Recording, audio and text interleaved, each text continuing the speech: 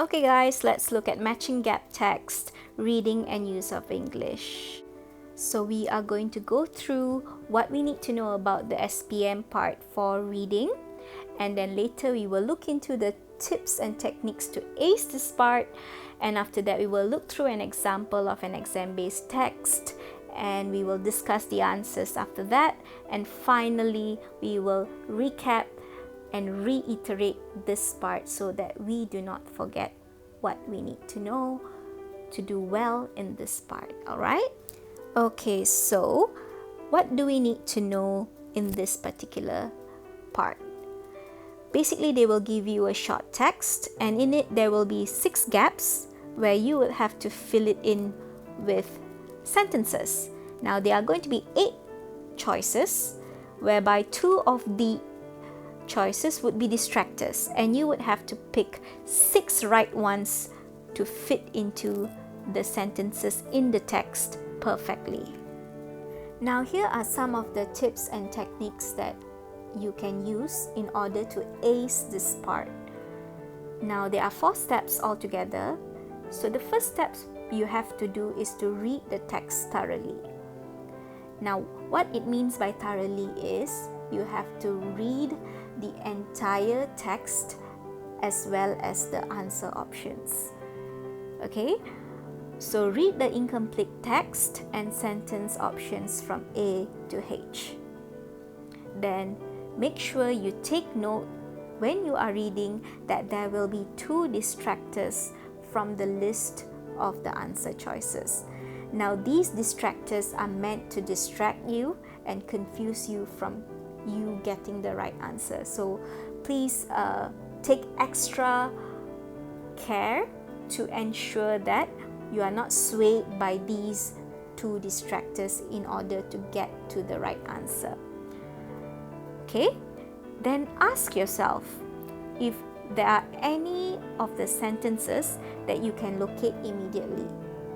When you are able to locate immediately, more often than not, that would likely be the sentence that fits with the sentences before and the sentences after the gap. And of course, the final step is to always do the easiest one first. Now if you do the easiest one first, you'll be able to use the process of elimination to narrow down your choices of answers, making it much simpler for you to get the right answer to fit the gap that is in the text. Okay, so I hope that you are all clear with step 1, which is read the text thoroughly. Now let's move on to step 2. For step 2, you have to look at the language before and after the gaps. Okay, so language here is important for you to notice whether this text is either in the past tense or the present tense. So how do you do it? Look out for the keywords, pronouns, linking words, and time phrases.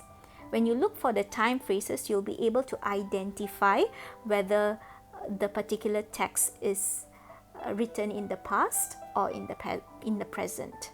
Okay, and make sure also that there is a cohesion in the grammar used to the sentences before and after the gap. So in a way, in BM you call it kesinambungan, cohesion. Okay, and you can only do that by taking note especially on its tenses. Okay, and now let's look at step 3. You have to find for similar ideas. Now once you have noted the language and you have read the text thoroughly, it is time for you to locate the patterns of similar ideas in the paragraph that matches with any of the answer choices given within the paragraph. So you have to look if there are any similar context before the gap as well as after the gap. So when you look for the choices in the answer, you will be able to figure out which blends in well within the gap given. Okay, and the next one will be watch out for ideas that change in between the sentence. So this can also happen when you are looking for the one that fits in the gap. So make sure of that as well, okay? Because ideas can change in between sentences too. And then try to intelligently predict what might come after the idea before the gap. Okay? So here you'll be able to figure out the ideas that would somehow be relevant to what you are searching for in the answer choices that has been given to you. So those are the things that you have to remember when you are looking for similar ideas within the text. So you need to pay attention to all these things that we have mentioned in order for you to find a similar idea that could fit very well, fit like a glove in between these sentences. Finally, in step 4, you have to reread through the entire text again. Now you have already read the text before without the gap, and then later you looked for the language, you looked for a pattern, you looked for a similarity in terms of the time and also the cohesion, and then after that you searched for similar ideas that could blend in well. Now what would you do now that you have completed it all? Reread through the entire text again together with the answer choices that you have picked. Okay? Now, why would you read this as a whole? Because you would be able to find, or you'd be able to spot if any sentences that you have picked were awkward sentences.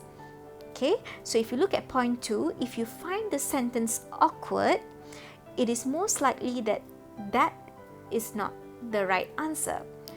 Because as I've said before, in step 2, you need to realize that the choices of answer that you choose for the gap has a cohesion. If you find that the sentence is awkward, make adjustments, go back to the answer choices, reread the answer choices again to recognize which is more fitting of the gap. And finally, in step 4, you have to always remember that the sentence you choose for each gap has to fit into the context of the topic. So make sure that the sentence that you have chosen for the gap is relevant according to the paragraph that they are talking about. I hope you understand these 4 steps. Now, let's look at an example. I will give you some time to look at this model question paper. You can pause this video if you want to look longer. I want you to try and figure out what would be the right sentence in the gap.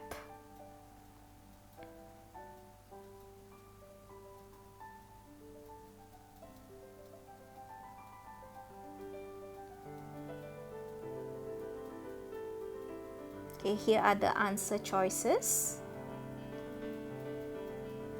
and some of the vocabulary that you need to know in order to answer the gap. Okay, now let's look at the answers that are provided. Living with a father who was in the military was nerve-wracking. From the high discipline to the constant feel that somebody was watching your every move, life was difficult for me as a child. The upbringing that I went through is actually a blessing when I realized the rewards later on in my life. Nevertheless, it would take years before my younger self would reach such realization. It all began when I started kindergarten at the age of 6. Before that, it was much easier to get away with things. Perhaps because I was still little and didn't know better. However, once the school uniform was put on, it came with a string of disciplined garment as well. It was tough for me at first. Okay, what you can see right now is there is a sense of cohesion when it comes to the language because it started in the past tense and it has continued with the past tense throughout the entire sentence. Okay, throughout the entire paragraph. So that will be an indicator for you to realize that these sentences fit in the gaps perfectly. And also the situation.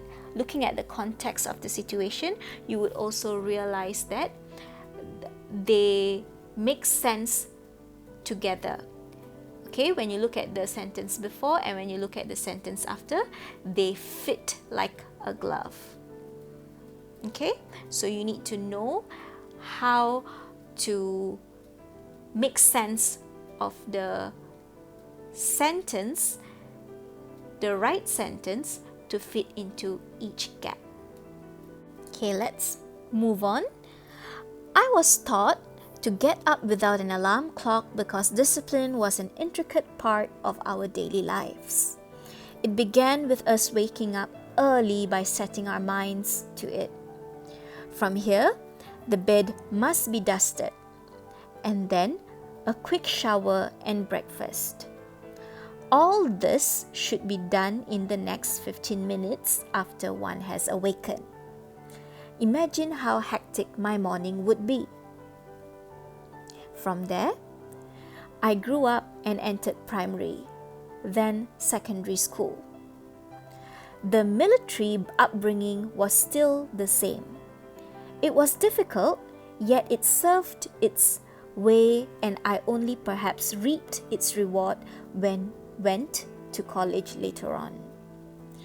I was usually the first to be in class even before the lecture started. I also respected deadlines and always finished work beforehand compared to the rest of my classmates. I was always thrown the question, "How do you do it?" I often answered, "I don't know. I guess it's just my way of life." Perhaps growing up with a military dad isn't that bad after all. So what you can observe here is that there is a sense of language similarity where they have retained the past tense, so the sentences after that would also be in the past tense. Okay, when you reread through the entire text again, you will find that the ideas are also similar to the sentence before and after in the gap. Now, if you look at the answer choices, these 8 answer choices, it is very clear that the distractors are D as well as F. So D, if you look at the sentence, "I am so furious and disappointed whenever I remember those times," it is so clear that this sentence is in the present tense. So it does not fit with the entire text that you have read, which was in the past tense. As well as F, which is, "It was never my choice to lead my life like that." So here there is a sense of negativity that was not present in the text. So it didn't fit the situation, and hence F will be the distractor that will distract you from choosing the right answer. So one is talking about grammar, another one situation.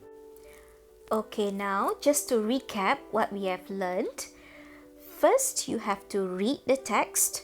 Okay, read the text thoroughly and then look for the language before and after the gaps. Don't forget to look out very carefully. Then find for similar ideas. Look at the sentence before and after for the similar ideas. And finally, reread through the entire text again. I hope this has been informative for you. Good luck, pupils.